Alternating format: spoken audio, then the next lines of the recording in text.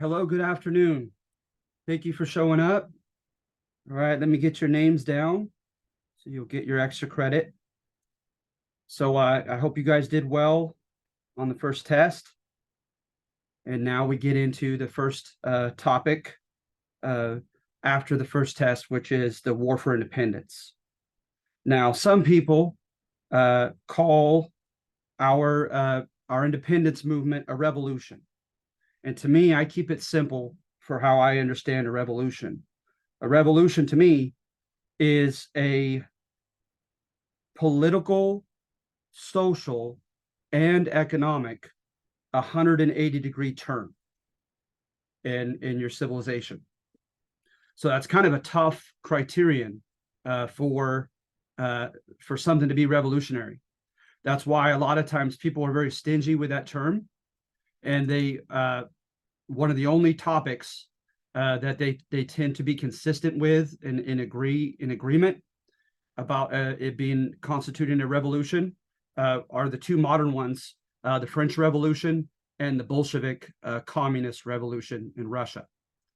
Those were quite radical of a change politically, culturally, and economically.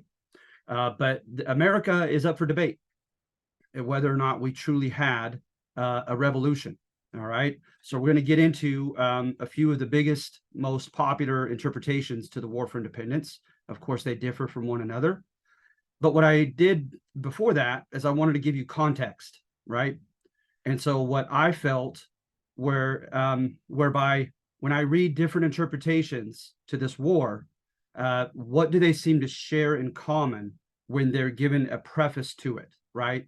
That what many of them who have very divergent opinions and interpretations, what they tend to agree was relevant as the surrounding situation, the context to the War for Independence. So that's what I try to do here. Okay. So one of them, as you see, are demographic changes. Remember that things heat up at the end of the French and Indian War in 1763. All right. The British fought the French and the French Native American allies. And because they contended that we as colonists were better off with more economic opportunities and more liberties, political liberties under the British flag, that it was in our best interest to help Mother England fight her enemies, the French and the natives, so that they could secure, in particular, the western frontier to be future British colonies, whereby people could enjoy more liberties and opportunities under the British flag. But by almost every account, we had a bit of a fallout with Great Britain. When Great Britain asked our elected assemblymen, they were our voice, right? Our elected voice, our reps, to raise a certain amount of money in tax revenue and to draft a certain number of young men to help the British fight against the French. They did not meet the quota on one single occasion and not in a single colony.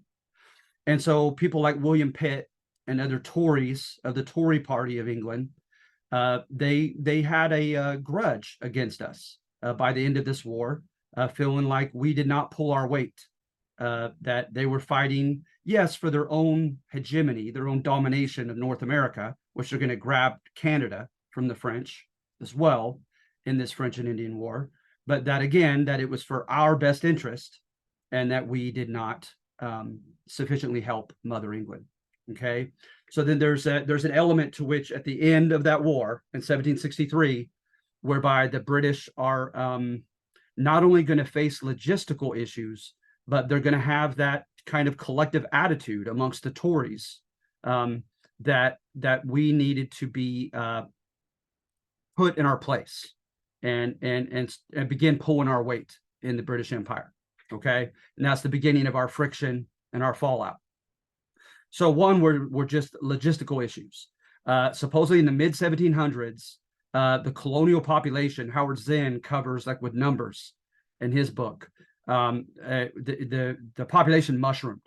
It just, for whatever reasons, it greatly by natural increase and by immigration, the population in the colonies greatly increased. So now you have more people, right? And that's going to cause a domino effect of issues that have to be dealt with. For one, right, a common theme in American colonial history is that the best seats in the House were taken along the coast.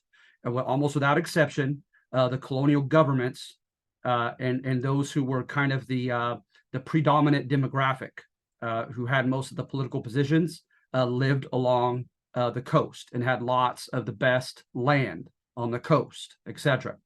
So when they begin to mushroom, right, they're going to have issues with extensive poverty and dealing with a homeless issue that mushrooms at this time.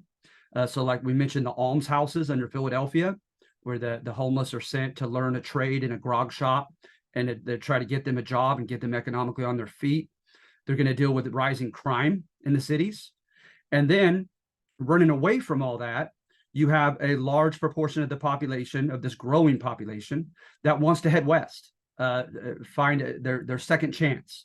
Remember, we used the term safety valve for the West, that if you have a group of people that have high expectations and those expectations can't or aren't met on the coast, then they head to the West instead of rebelling to have a second chance there.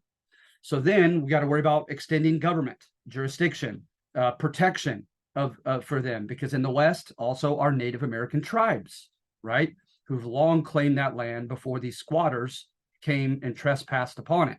So they're going to need protection from more soldiers. They're going to want to make sure that they bring in tax revenue from these people that are moving out of the cities. So to send people to tax them. And then also, of course, the people in the Western periphery, they want to be represented in that assembly. They want to make sure that they get to vote as well for assemblymen. And they want people in the assembly that are fellow frontier inhabitants, right, who know what it's like to live in the frontier conditions. So for all those reasons, logistically, the British are going to feel like they're going to need to bring more troops over here or keep many troops here. They're going to need to expand the scope and power of their government in the 13 colonies and try to extract more tax revenue from this growing population. So to a lot of people, the growing population is relevant to the British kind of trying to take a better hold of their empire at the end of the French and Indian War.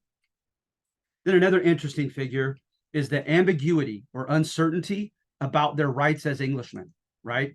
There were about 3 or 4 colonies whereby it was very specific.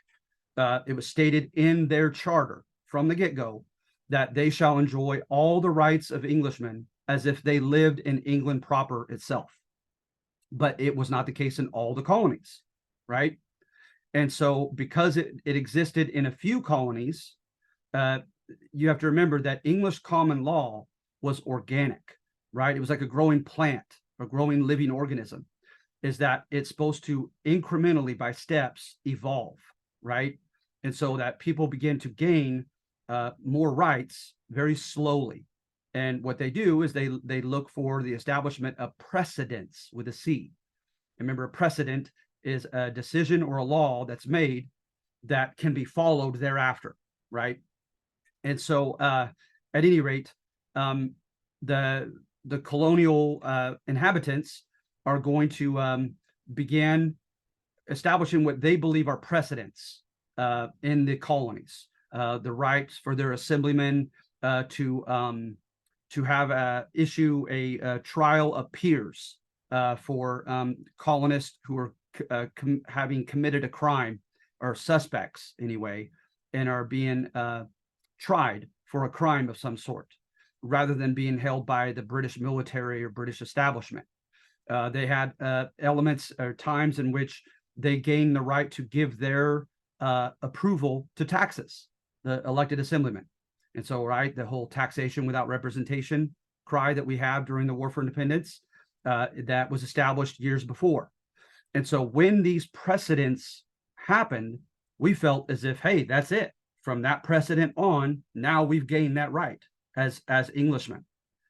And what's going to happen is Benjamin Franklin is going to come to Parliament, travel to England, and he's going to give them a great historical account, very thorough, of different rights and powers that the colonists gained at different exact years and exact precise places in colonies, right? And saying from this time we gain the right for this, at this time we gain the right for that.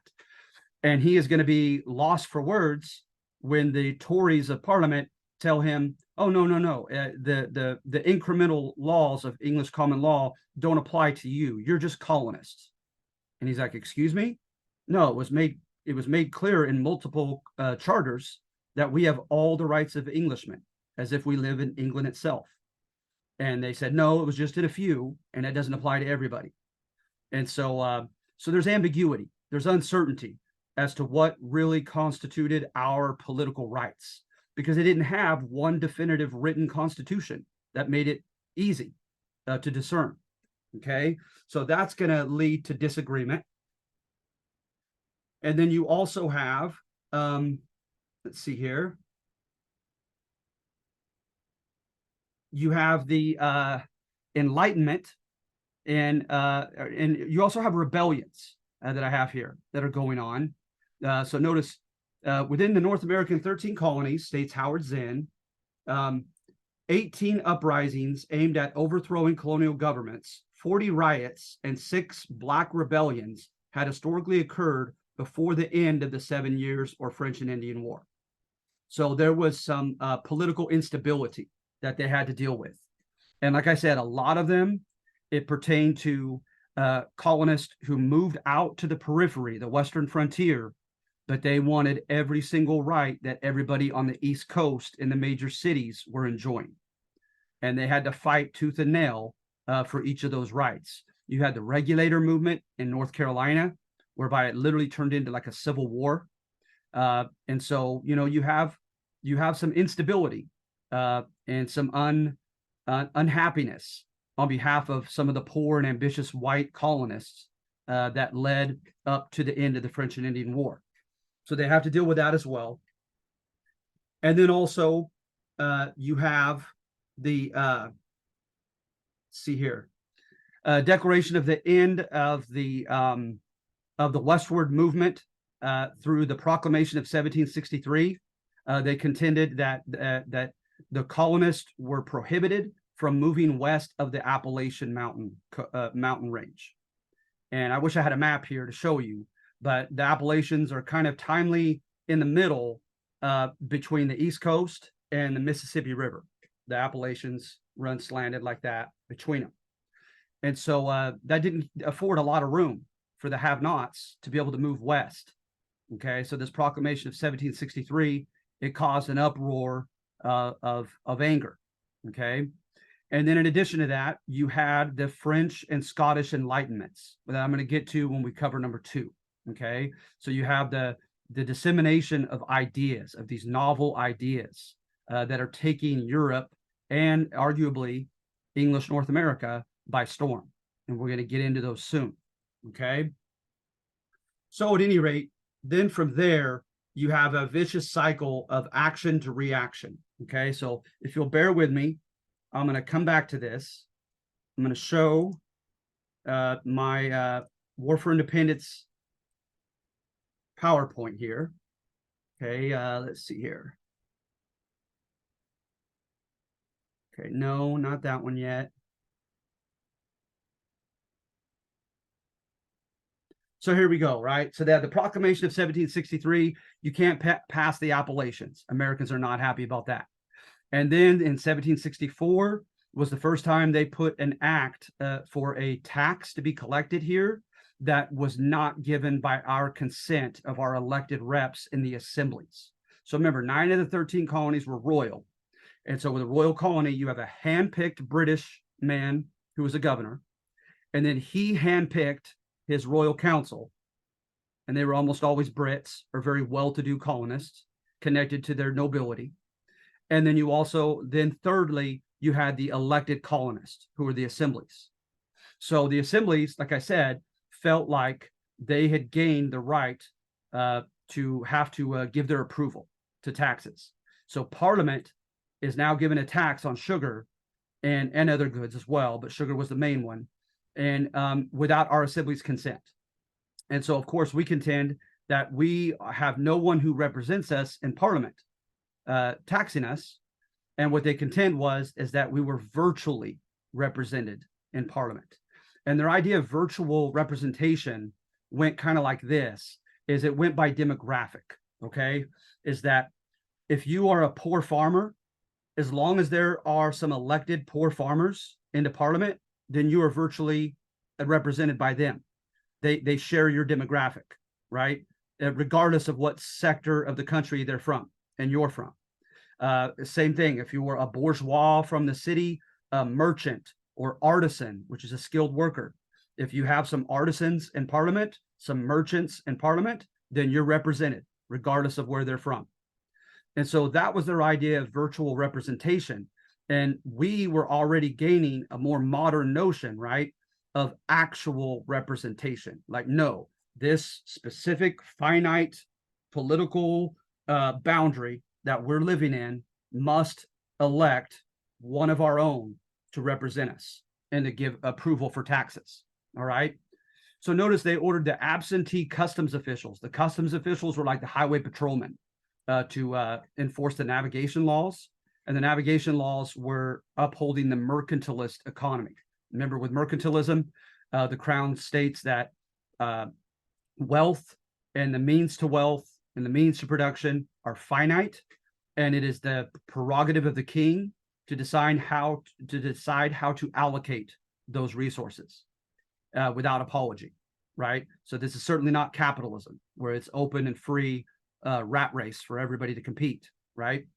So at any rate, you had to have the right paperwork to engage, like in slave trade, sugar, coffee, molasses, the big money makers. You had to have good royal connections and have the right paperwork and go from the right ports. And then even then, you had to go to a specific location and get taxed again as you're trying to sell it overseas. And so they had very strict rules, okay? But the argument is they did not enforce it worth a darn. That the customs officials, as you see here, it was so well known that the customs officials weren't even at their posts doing their jobs, that they had to order them to go back to their post and do them. Okay, we'll get back to that. So then the Vice Admiralty courts, their jurisdiction extended. The Vice Admiralty courts those were scary. Okay, to Americans that was like Guantanamo Bay, Cuba, right?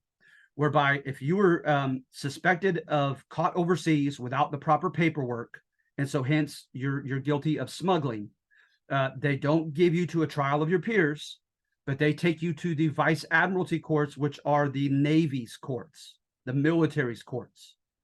And so you're not likely to get the same sympathy from your peers, and also you're not likely to get the same due process in a martial military court as you do in a civilian court. So that was a scary thing for the colonists. Okay, so at any rate, notice 8 colonial assemblies petition said that this was causing them economic injury. Okay, and then of course you had instances of customs collectors being attacked by Americans, right? The hated guys that were serving as the highway patrolmen. I'm not going to go through every fact here, okay? But then notice Colonel Isaac Barr, his speech in Parliament, right? He had spent a lot of time here in the North American colonies. And the Tories in particular, back in Parliament, were stating that we as colonists were like the children of Mother England, and we had been suckled and fed and groomed by Mother England, and that we were being ungrateful and demanding consent to taxation and protesting these taxes, etc. Right? And Colonel Isaac Barr gives a speech that left them kind of quiet, as he stated that I assure you, he said, this is a loose paraphrase, that the colonists do not see their plight in the way you just described. They see it just the opposite, that they came here and risked their own life, risked their own property, and they pulled themselves up by their own bootstraps. They had to contend with the Native American tribes without your help, and they feel like they have done everything on their own. And so they don't feel like they owe you a thing. And I thought that was kind of telling. Okay. So then in the Virginia Assembly, known as the House of Burgesses, Patrick Henry got a lot of publicity, right? Where he contended that this was a violation of our international rights, of our rights as Englishmen. And he contended, right, that this was part of the Scottish Enlightenment's reasoning, is that they're doing this now without our permission. What are they going to do next year and the year after that and the year after that? So to him, of course, to the British, they thought this was like the slippery slope fallacy, right? That it doesn't necessarily have to lead downward like that. But to Patrick Henry, he was serious about that, and other American, quote, patriots, is they contended, right, that it was truly a slippery slope that leads to tyranny, that the smallest infringement upon your rights today is only going to get worse in the future if you stand by and let it happen. So they admitted that these taxes, right, the sugar tax, it was not burdensome. It was not that high, but it was the principle, right, that they had revoked a long tendency of the colonies' right to give their approval to the taxes. Okay. So he hints that George III, if he continues on this route as a would-be tyrant, that he was going to face the same end as Charles I. And Charles I had Parliament rise up against him from 1642 to 49 in a civil war, and he lost, and he was beheaded by the parliamentary forces. And so someone yelled out that that was treason, what Patrick Henry was saying, threatening the life of the king. And so at any rate, the Rhode Island Assembly kind of worked on its own, and contended that the taxes without their consent were unconstitutional, and therefore they were not going to collect them in the location of Rhode Island. All right. And so and then also it must have been on the last one. I'm sorry, guys. But the Stamp Act, I'm trying to find where I put it. Or maybe I just put it at the very top. Yeah, I just put it at the very top. I'm sorry. So the Stamp Act, that hit more people other than just merchants that are importing and exporting goods. Now it's within the colonies, any printed material at all. So all the entrepreneurs who own their own businesses, all the lawyers, and the people that were kind of well organized already, and kind of felt already a sense of entitlement because they felt like they were important people in their communities. It angered them. So notice 9 states, the assemblymen of 9 different states or colonies met in the famous Stamp Act Congress, and they gave kind of a promise to one another that they would not collect taxes except that were approved by the assemblymen, by the elected assemblymen. Okay. Then you have the Sons of Liberty. The Sons of Liberty were pretty grassroots. They were extra legal. They didn't come from any legal institution that was in existence. Some of them literally met in taverns and other public places and kind of ad hoc on the spot began to organize. And so to some people, that's really romantic, right? That this is a grassroots movement now, not just the well-to-do who are hit by the stamp tax. And so with the Sons of Liberty, the main thing they did was both boycott, and they bullied anybody who was willing to pay the tax on goods, and also those who were trying to collect the taxes, the customs officials. They would tar and feather them. Okay. And so remember the boycott is they said, okay, fine. Tea and paint have taxes on them without our consent. Nobody better buy tea or paint that comes into our ports, right? We're going to boycott it. And then you also had Daughters of Liberty, of women who did the same thing as far as the boycott. All right. So Gordon S. Wood, as an historian, he loves this part of it, this kind of grassroots part of it. Then you had a Stamp Act mob riot that arguably got a little out of hand, whereby they began going down the most well-to-do, affluent neighborhoods of Boston, and they began just breaking the windows and the doors down and pilfering from the well-to-do houses. Okay, and an interesting thing to that was John Adams was worried about his own house. right? Even though he was a rebel patriot. And he wrote to Samuel Adams and said, Sam Adams, the commoners love you. And he says, make sure that they don't go after our wealth, but the Brits' wealth, right? Not ours as well. Okay, so that we'll get back to that. So what the British did is they dropped the taxes. Evidently, the boycotts helped the British merchants, lose money because they weren't able to sell their products here at our American ports because of those boycotts. And so, but the British wanted to make it clear that Parliament was sovereign over the colonies without the Assembly's involvement. And so that was the Declaratory Act, right? They said, okay, fine, we'll drop the taxes, but we're making it clear in law that we're the boss and we don't need the Assembly's permission. So then the Townshend Acts were meant to go back to something that was just internal and external, just at the ports, right? And this was more of a liberal administration now. And Townshend was somewhat sympathetic to our plight. And he thought this was benign, that it was harmless, that it didn't go in and affect a lot of Americans like the stamp tax did. But he was wrong. It was a miscalculation. The Americans were equally angry at this external and internal importing tax. So now, in addition to the tax, they moved the troops from the periphery of the frontiers into the cities. And that's going to cause a lot of friction and intimidation and tension. Okay. The Vice Admiralty courts, they were overseas in the Caribbean. They moved them to the major port cities of Philadelphia, Boston, and Charleston.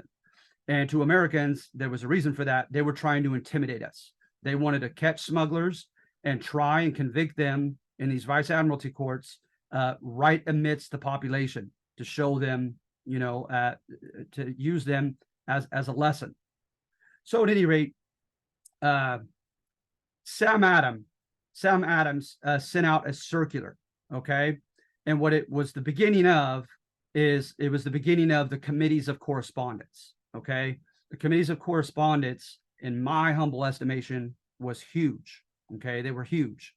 Is what they did is they established not only a method of communication and cooperation amongst the different colonies, but also somewhat of a promise that they were going to support one another.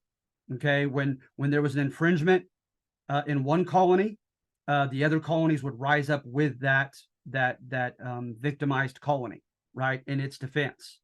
So the governor, the British governor of Massachusetts, he was furious, right? He said that's now they're dealing with treason. They're ganging up together against the British crown in defiance. So he ordered the assemblymen of Massachusetts to have another vote on it. And they literally put troops in the building to intimidate the assemblymen into reneging on this and revoking it, right? But instead, they voted 92 in favor to keep it against 17 who kind of lost their nerve.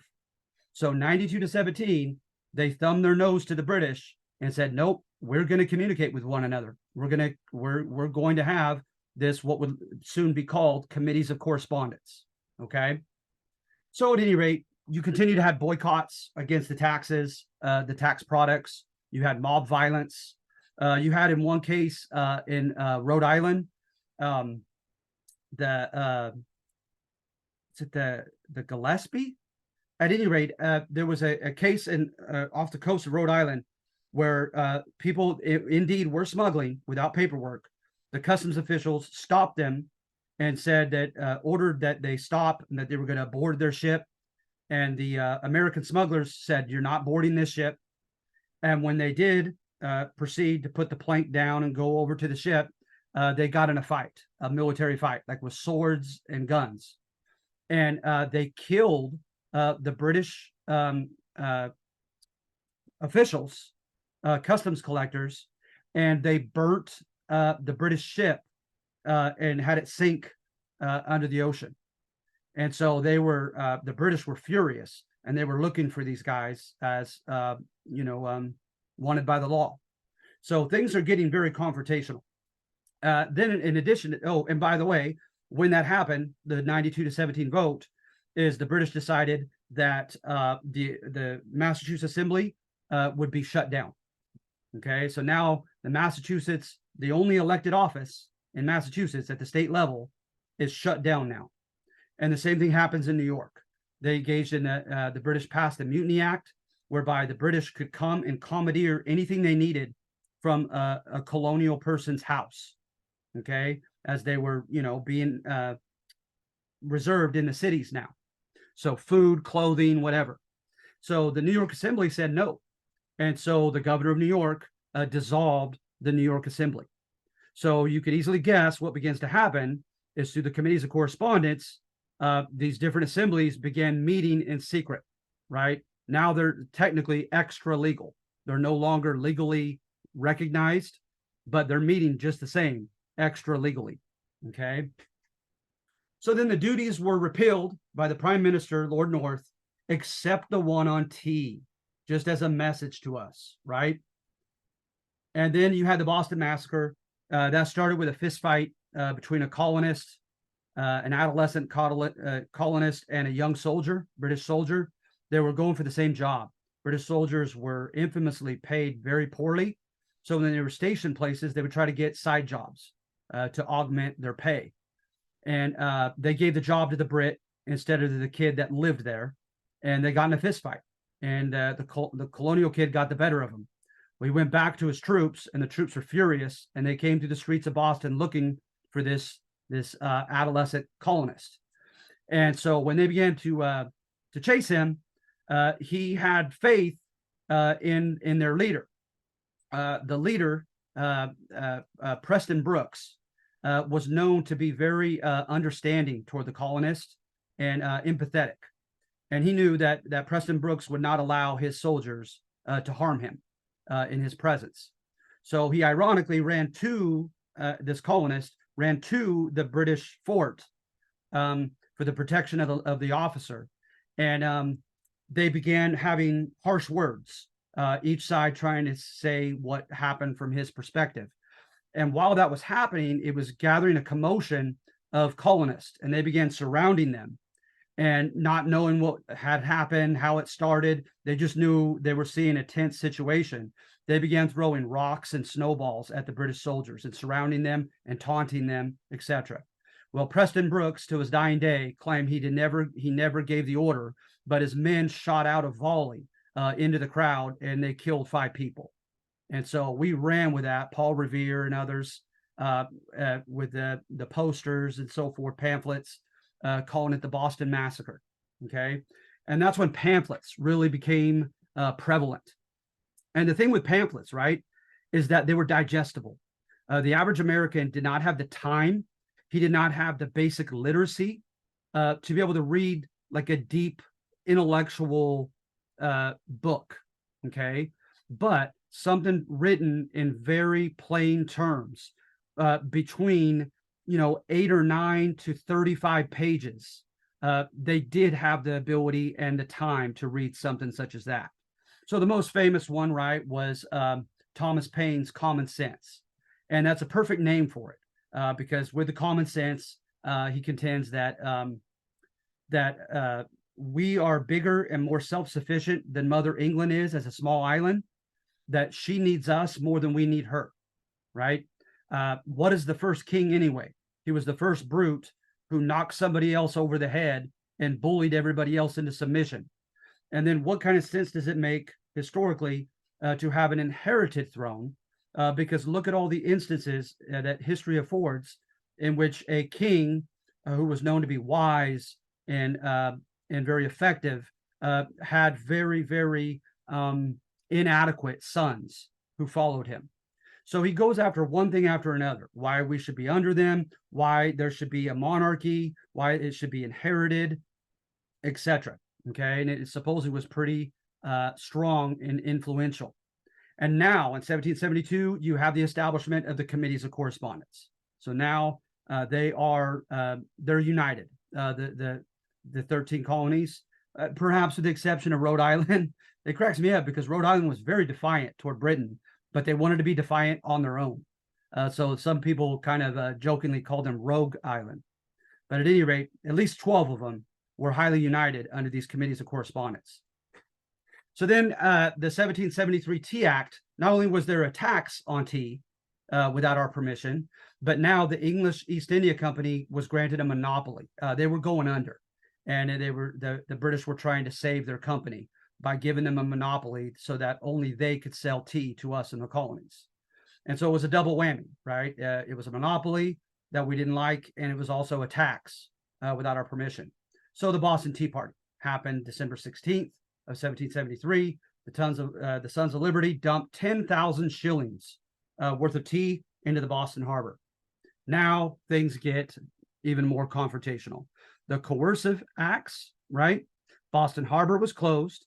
The councilmen in the town hall meetings, they'd already broken up the assemblies, right, at the state level. Now at the local level, they're getting rid of their town councils. So now literally there is no democratically elected representative government left in Massachusetts because of the British crackdown. All right. And so, yeah. And then at the same time, the Quebec Act granted freedom of citizenship and freedom of religion to French Catholics in Canada. And that definitely was meant to be a slap in our face, right? It was kind of like, okay, while we're punishing you, we're going to show, we're going to reward those who are not rebelling against us. So you could see the contrast, right, of how things could be much easier for you if you cooperate.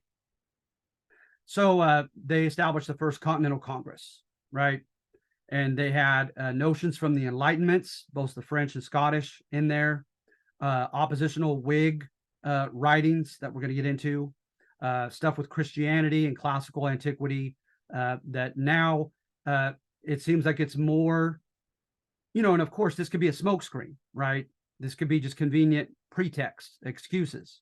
But according to this Continental Congress, this is no longer just that we're angry over taxes. Now we're fighting for something supposedly much more lofty, okay, for our natural rights. And then Lexington and Concord. What happened is not only were the assemblies given ultimatums to stay clear and abide by these taxes, and they kind of split. Those who kind of gave in, and we called them Tories, like the Conservative Party that wanted to put us in our place. And then, of course, the rebels or patriots who said, no, we're going to meet in secret, extra legally, in defiance. The same thing with the militias of all the colonies. They split. So some stayed loyal to their royal governors, and the ones who didn't, they called themselves Minutemen, that they were ready at a minute's notice to stand up for Americans' rights, right? So at any rate, the Minutemen supposedly began training in Concord, Massachusetts, and word got out, and General Gage of the British was ordered to come and order them to step down, to drop their arms, to confiscate all their ammunition that they were collecting, and to arrest them. So at any rate, on his way there, he meets some Minutemen at the Lexington Green, and he orders them to throw their arms down. They refused. And again, they don't know who shot the first shot. It's called the shot heard around the world, but someone fired a shot, and both sides did a volley, and the British got the better of us and killed like 13 Americans. And then they went to Concord. They confiscated what they could, but their slow march from Concord back to Boston, our guys ran up and down the ravines and the hills on the side of their path, sniping them and taking out soldiers. And the British were furious because they said that's not a gentleman's way of fighting. And so by the time they got back to Boston, it was kind of on. And then, of course, when they were there at Boston, at Dorchester Heights, in the middle of a snowy night, the rebels confiscated cannon and put it up high on Dorchester Heights so that they had Boston surrounded with artillery. And so the British evacuated Boston. Quite a few citizens stayed loyal to Britain and decided to go with the troops, and the troops afforded them passage on their ships, especially the well-to-do. And they left on several frigates out the Boston Harbor and up to Nova Scotia, Canada. And of course, we were cheering and thinking, okay, we got them. We chased them out of town and stuff. And then they come back with 30,000 men on the New York Islands, on Long Island, and can't remember the other one. But then they started kicking our butts in New York. We got some humble pie in New York, and it's gonna last a while, this fight. So at any rate, yeah, those are the sources. So I'm gonna go back from this. All right. So back to the War for Independence. So number one, okay. The title says everything. Salutary, which means healthy. Healthy neglect, right? And this is the British view, is that we were a low priority. We were under India. We were under the Caribbean as a major moneymaker, as far as a priority for the British Empire, right? There is definitely evidence that the customs officials did not do their job economically in ensuring that only people with the proper paperwork traded certain commodities, and that they stopped at certain ports and allowed themselves to be taxed. What oftentimes they did, they either were absent from their post or they took bribes, because again, they weren't paid that well as customs officials, so they could make a lot of money, right? Turning a blind eye to the colonists smuggling stuff by them. So at any rate, our colonists began to do as they pleased, virtually, according to this theory, economically, and we began to prosper. All right. And because you look at a lot of even the founding fathers, they did not have oftentimes the proper paperwork for what they were doing. An example of such is John Hancock. Virtually his mass wealth was accumulated technically illegally through smuggling.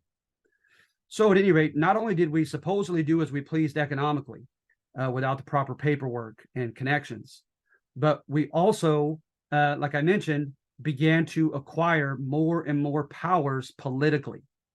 And of course, it's through the assemblies. So I give some examples from Paul Johnson's book. Okay. So, for example, Rhode Island and Connecticut assemblies had secured virtual power over the upper house, council, and even governor by 1700. All taxes and decisions concerning how the people's tax money or revenue would be spent had to be passed by the assembly. This body also having control over the governor's salary, which, as you may know, they could and sometimes did use to bully him into compliance. The governor had no veto power over the assembly, as he too was popularly elected. Okay, so not all of them were royally handpicked governors. The Pennsylvania Assembly secured, via documents like the Charter of Privileges, like powers by the 1730s, and the list goes on and on. So we were virtually left alone, and it had a healthy effect on us. We prospered economically, and we gave ourselves more and more power through our elected assemblies, and under the almost indifference and absence of British overrule. Okay. And then when we did not cooperate in the French and Indian War, when the amount of land that the British had to administer was greatly enhanced, when it included Canada and the western periphery, at least to the Mississippi River, of the 13 colonies, they knew that was going to be expensive. And the war itself had cost them over 8 million shillings. Okay. So they were indebted at the end of this war. So put all of that together, and what do you get? You get finally a British crackdown, where like the dad who's been gone, the son or daughter is just prospering on his own. The dad comes home and says, son or daughter, we're going to have some rules now that I'm laying down. And the son or daughter is already 20 years old and prosperous and self-sufficient. And so the son or daughter is like, sorry, dad, too little, too late. Right? As they say, you give a demographic freedoms, powers, wealth, opportunities, and you let them have a taste of that.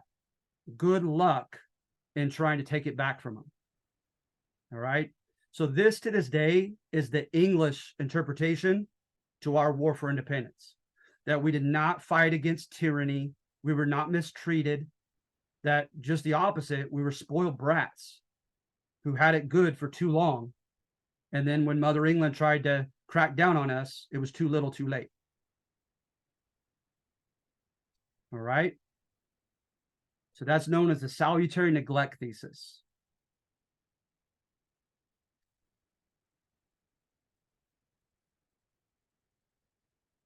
Number 2 is court history. Number 2 adheres to the idea of American exceptionalism, that we are a special country, right? That, let's say, the average run-of-the-mill country is born upon greed, ambition, coveting power, right? But a special nation is born upon lofty ideals, right? These grand principles. So that's what Bernard Bailyn contends. So because he believes that we were born upon these lofty new principles from the Enlightenments, you could easily guess Bailyn calls this a revolution. All right. So the French Enlightenment, let's see here, the social contract, right? They surmised the origin of government, that they, by they, I mean John Locke, Thomas Hobbes, and Jean-Jacques Rousseau, mainly those three. They surmised what could have been the origin of the first government of man. And they all assumed that at the beginning, man was in a state of nature, that everyone was completely free. Like it literally was anarchy. There were no institutions, no government, no military establishment, nothing. It was each man and woman for himself. Okay. And they said that mankind for a while enjoyed that absolute freedom. But they said, man being man, some people, a high enough number of people began to infringe upon the freedom of other people and pose threats to other people. So basically, enough people began to abuse their liberty, right? So that people for the first time got together and almost begrudgingly gave their consent to form a first government. But that government, right, was to be their servant and not their master. That government was to secure their natural rights, to protect them in their natural rights. All right. And then you had different philosophers of the French Enlightenment who had different notions of what those natural rights were. Okay. Of course, with Locke, he was famous for saying life, liberty, and property, right? That you have a right to have someone not, threaten your life and safety. You have the right to be autonomous and do what you want from day to day. And you have the right to acquire from the hard work of your hands the fruits of your work, property. Okay. So another one from that is Voltaire. Voltaire is kind of the father of our First Amendment. There was a follower, a female follower of Voltaire, who supposedly said, I disagree with what you're saying, but I defend to the death your right to say it. And that's what Voltaire was all about. Voltaire was an iconoclast, right? He strategically, he had a reason for it. He strategically smashed everything that society held to be sacred, right? Because for the shock value of it, and to get them to acquiesce into freedom of expression. So he attacked monarchs, right? He attacked the aristocracy. He attacked the Catholic Church and the clergy. There was nothing out of bounds for Voltaire that he did not make fun of, kind of like South Park. Voltaire was like South Park back then. And so at any rate, he was all about freedom of expression, okay? Diderot and Condorcet, they wrote the first encyclopedia, and they were all about what I humbly believe Thomas Jefferson was talking about when he said the pursuit of happiness, okay, is they were for the right of self-cultivation, that everyone ought to have access to the grog and workshops to learn a trade economically, have a right to go to the universities if they're intelligent enough, have the right to go into the military, the church clergy, etc. That no institution should be barred from anyone.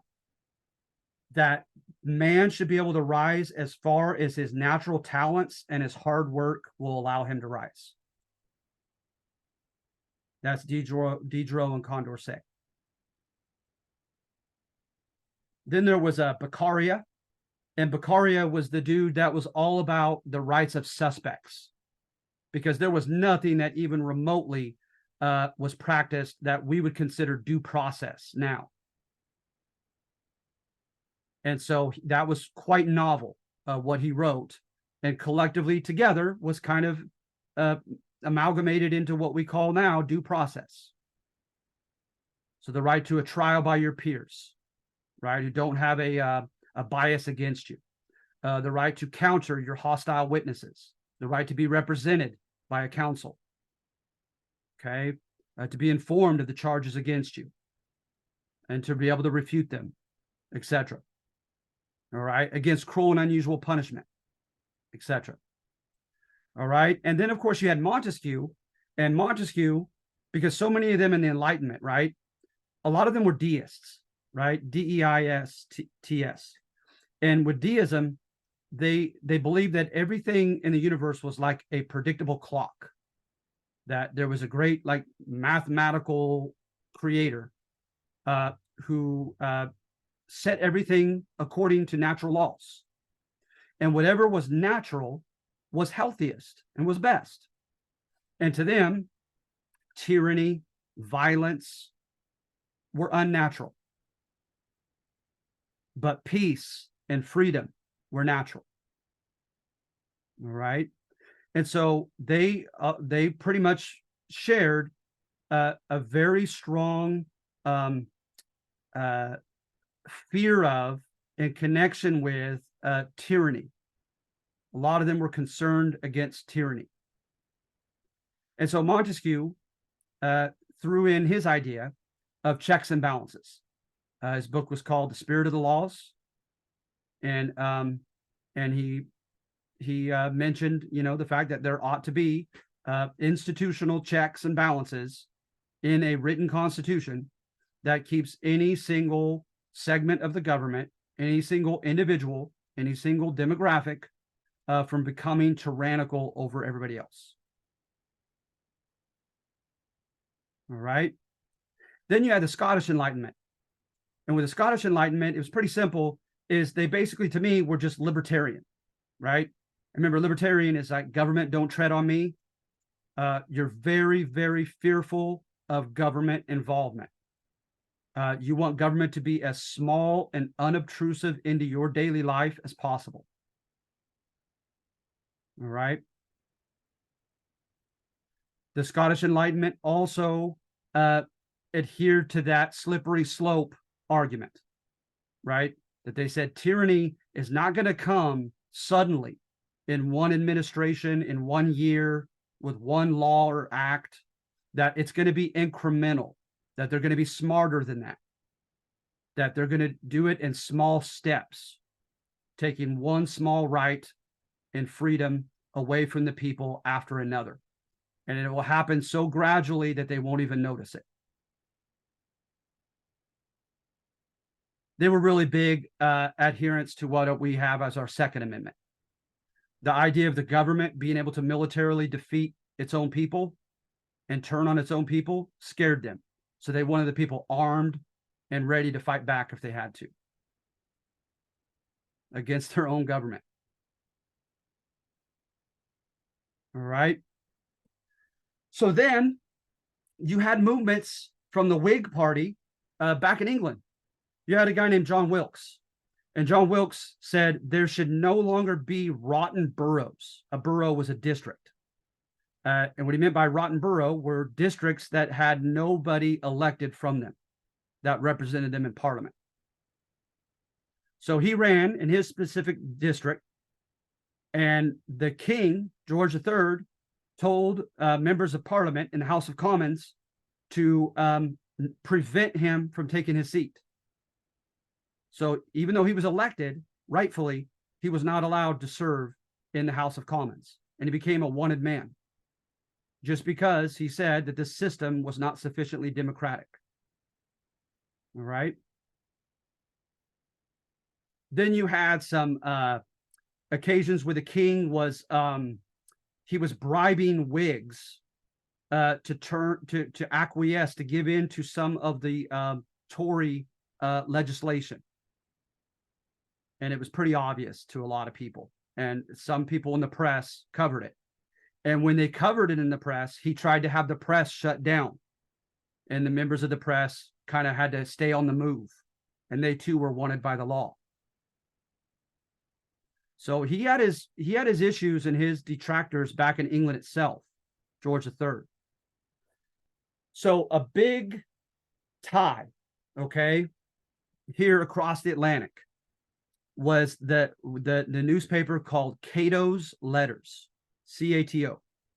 Cato supposedly died in defense of the Roman Republic, right, when it was beginning to when Julius Caesar first tried to become dictator by life, and then the first Augustus, right, Octavian, got rid of the empire, or got rid of the republic, and became the emperor. Cato fought against that, so he was a symbol of that, right, for democratic government. So in Cato's letters, what they did is they amalgamated all this, these French Enlightenment notions, these Scottish Enlightenment notions. And then what they did is they applied those notions to news about the king and the Tories in Parliament, and showed each instance in which they were violating those natural rights. Well, Ben Franklin literally met with Gordon and Trenchard, the main editors of that Cato's Letters, and he began publishing Cato's Letters here in Philadelphia. So now Americans were up to speed of what the king was up to, what the Tories in Parliament were up to, etc. And remember, the whole idea of the natural right is more secure than a civic right. Civic right, what the government gives, the government can take away. But natural right, you're entitled to it by birth, by virtue of being a human being. Okay, so these natural rights. And so what happens, what he says, is that our literati, our leading intellectuals who had the education and the leisure time to be able to read these Enlightenment works in their entirety. So like, Montesquieu, Spirit of the Laws, it wasn't translated for quite some time. You had to read it in French, and it was like hundreds and hundreds of pages, right? So the average colonist isn't going to be able to read that. But Thomas Jefferson could. Benjamin Franklin could. John Dickinson could. So these American literati, they read this material, right? And then they put it out for the public in palatable form, right? In a way that the people could accept and understand it. They used simplistic language. They wrote no more like Thomas Paine's Common Sense. I think it's 35 pages. That's it. They put it in forms that the common people could digest. And so what ends up happening is the common people become, quote, enlightened. And they grow a new sense of entitlement to their natural rights. And also, by the way, one other intellectual movement that happened was the Great Awakening. It was a religious movement. And to me, in a nutshell, what its contribution was the idea of conditional deference. Is they went after the Anglican clergy, and they stated that you no longer have to show deference. Deference is knowing your place and obeying unconditionally the people above you, right?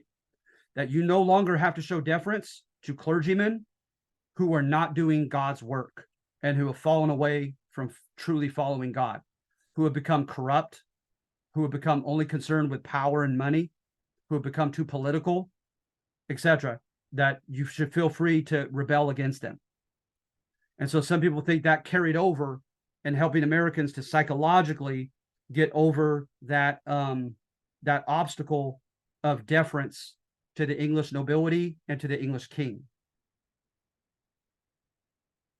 and contending that they had lost their way, and that, so really it kind of implemented an early form of civil disobedience, right? The idea of that man makes his man-made laws, but there's a higher divine law, and if man is wrong and not meeting those divine laws, then you in good conscience can rebel. So that's number two. Number three, I would say number three is mildly revisionist. Okay. It's revisionist because it shows a selfish, ambitious side to George Washington. He tries to rise up the military command, and other men get the positions that he thinks he deserves. He also has to give his farm produce to these hated middlemen merchants, British merchants, who he thinks are not dealing wisely with his produce and getting as much money from it as they should.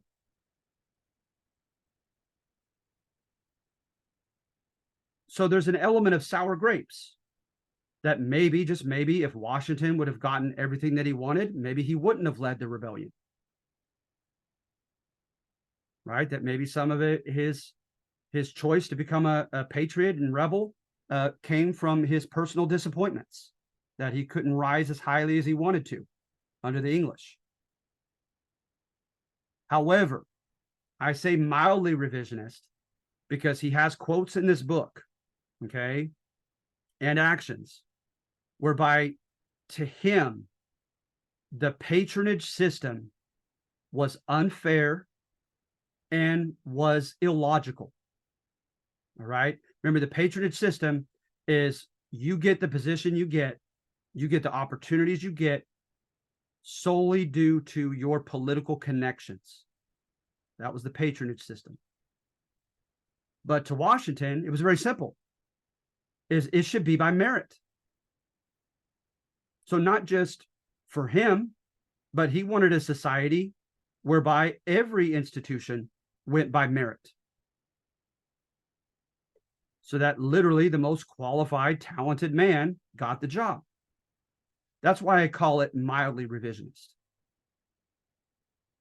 He wanted a meritocracy. All right.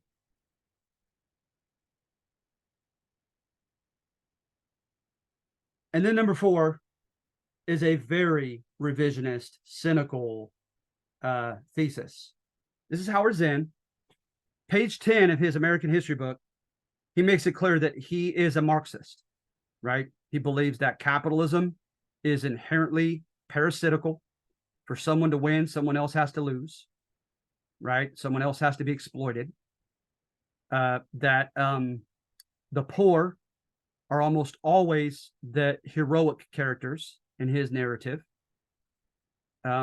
just simply for being poor. They're the underdogs. They're the victims. And the wealthy are invariably the villains. Okay. So everything is about economics and class with Zinn. So what does he do? He shows evidence of the common people becoming angry with their own assemblymen. And remember, their assemblymen were the men that were supposed to represent them. The assemblymen were the well-to-do colonists who ended up leading the War for Independence and would later become known as the Founding Fathers. And as you know, the Founding Fathers were not a mini example. They were not a microcosm of the American country. Over half of them were college educated, and there was like, that was like 1 to 2% of the population was college educated, but over half of those at the Constitutional Convention were college educated. The most prominent position or occupation at the Constitutional Convention in the future was lawyer. So these dudes saw themselves as cream of the crop. Okay. Hamilton, Washington, Jefferson, Franklin. So at any rate, he shows a divide, a disconnect between these well-to-do guys and the common, lowly, poor, average colonists. And he said they were never united.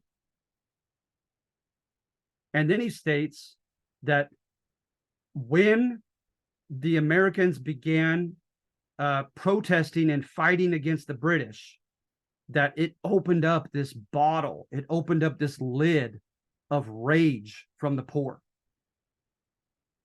And that it was seen in instances like the Stamp Act riot, whereby they not only attacked the British's homes, but their colonial assemblymen's nice homes. They pilfered and attacked as well. So Zinn says that the well-to-do future founding fathers, the assemblymen, the reps, right, the well-to-do colonists, very shrewdly deflected the wrath of the poor away from themselves and made the British a scapegoat and tried to convince them, your misery is because of the British, not us. They're the enemy, not us. Once we kick them out, we promise you we'll have a land of opportunity for everybody. And then you also have evidence of the well-to-do who led the army having issues with discipline. To Zinn, that was very simple, is that the poor did not see this as their true fight. That they saw through their leaders, that their leaders were simply ambitiously wanting to be the top dog. And they knew they would be the top dogs if they kicked the British out. So hence they had to bribe them with bond certificates, with land titles, with money. All right. And then at other times, they had to threaten them with whippings, and in some severe cases, public executions.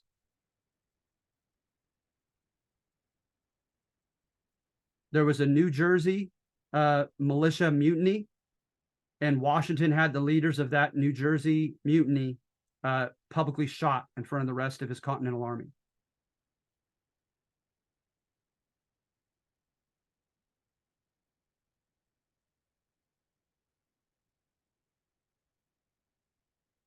He had a young man named Nathaniel Greene.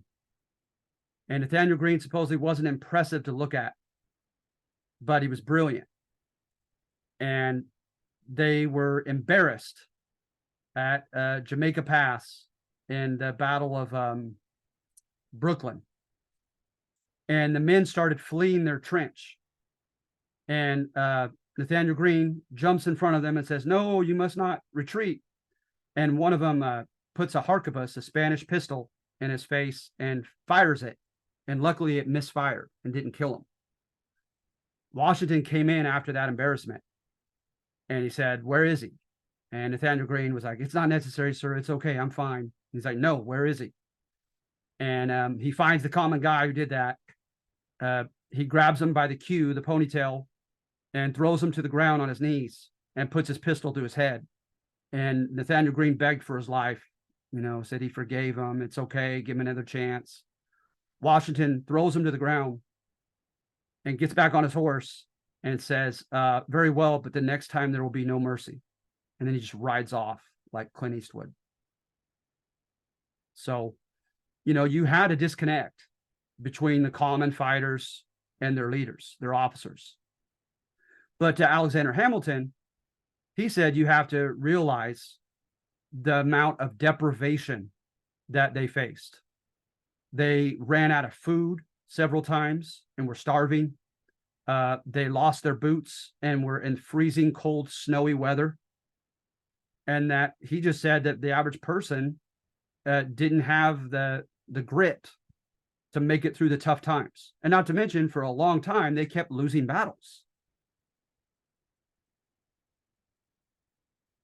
So that's what Howard Zinn states, is that the future founding fathers deflected the wrath of the poor, made scapegoats of the British, and so that they could be the last man standing, but were shrewd enough to offer promises, rewards and punishments, but also promises in a future independent country that they would include the poor with them. So if this is the case, that certainly is not a revolution. And remember, it's not always just one. There could be a little bit of truth to all four of these. But these are the four, I think, most popular interpretations to the War for Independence.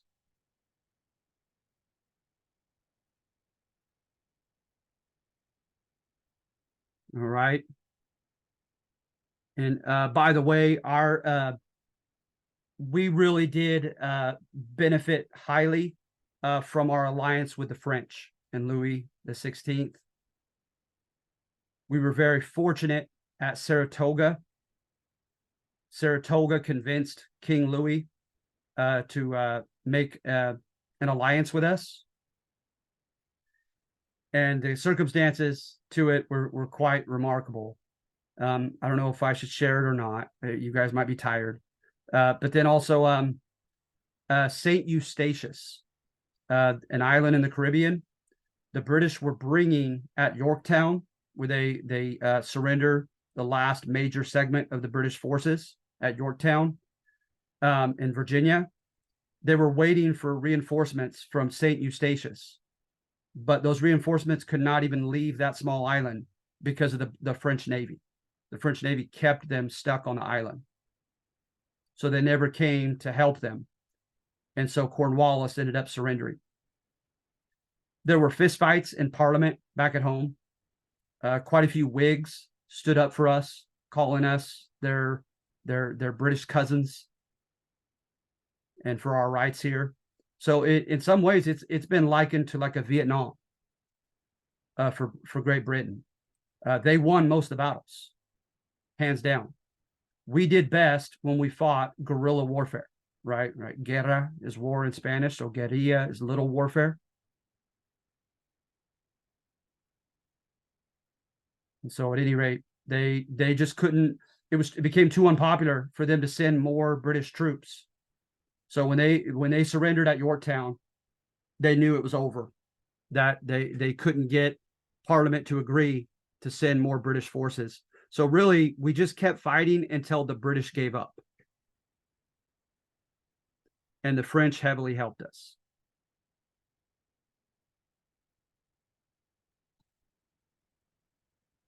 All right, so are there any questions?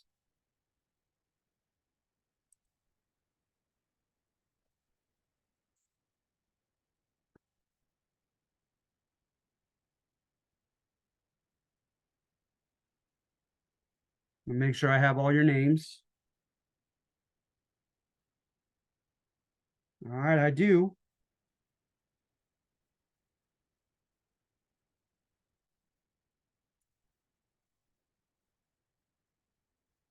All right, so can I get a thumbs up? You guys feel okay? You guys feel better about this? Thank you, Calvin. All right, I hope you do. It is a fun one. I hope you learn a few things as you read through all these, and pick one that you enjoy, that interests you. All right. All right, well then I have your names. I finished the material, so I'm going to go ahead and bid you adieu if that's okay.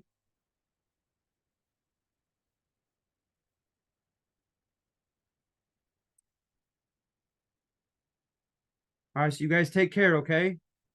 You're welcome, Calvin. Thank you. You have a great day. Thank you.